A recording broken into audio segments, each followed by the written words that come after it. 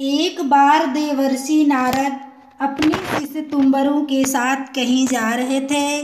गर्मियों के दिन थे। एक प्याऊ से उन्होंने पानी पिया और पीपल के एक पेड़ की छाया में जा बैठे। इतने में एक कसाई वहां से 25-30 बकरों को लेकर गुजरा। उसमें से एक बकरा एक दुकान पर चढ़कर मोठ खाने लपक पड़ा। उस दुकान पर नाम लिखा था संगाल चंद सेठ। दुकानदार का बकरा पर ध्यान जाते उसने बकरे के कान पकड़ 2-4 घूंसे मार दिए। बकरा बैं बैं करने लगा और उसके मुंह में से सारे मोठ गिर पड़े।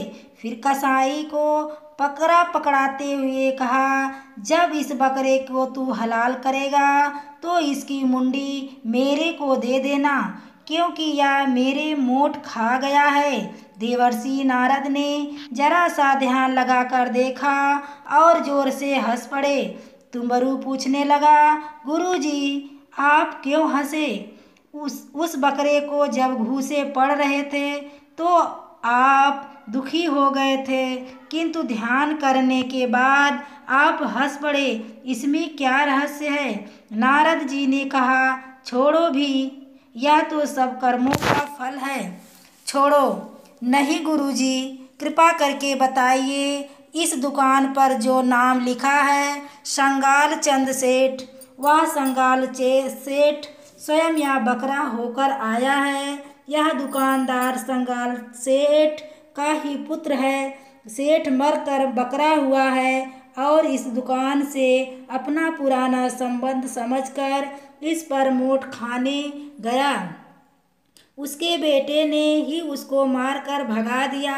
मैंने देखा कि 30 बकरों में से कोई दुकान पर नहीं गया, फिर वह क्यों गया? कमबख्त, इसलिए ध्यान करके देखा तो पता चला कि इसका पुराना संबंध था। जिस बेटे के लिए संगाल चंद सेठ ने इतना कमाया था, वही बेटा मोठ के दाने के 4 दाने भी नहीं खाने देता और गलती से खा लिए हैं तो मुंडी मांग रहा है बाप की। इसलिए कर्म की गति और मनुष्य के मोह पर मुझे हंसी आ रही है कि अपने अपने कर्मों का फल प्रत्येक प्राणी को भोगना ही पड़ता है और इस जन्म के रिश्ते नाते मृत्यु के साथ मिट जाते हैं, कोई काम नहीं आता। दोस्तों, कहानी पसंद आई हो तो प्लीज़ वीडियो को लाइक करें। चैनल पर पहली बार आए हो तो चैनल को सब्सक्राइब करें।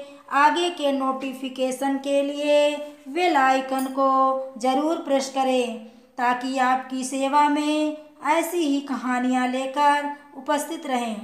धन्यवाद।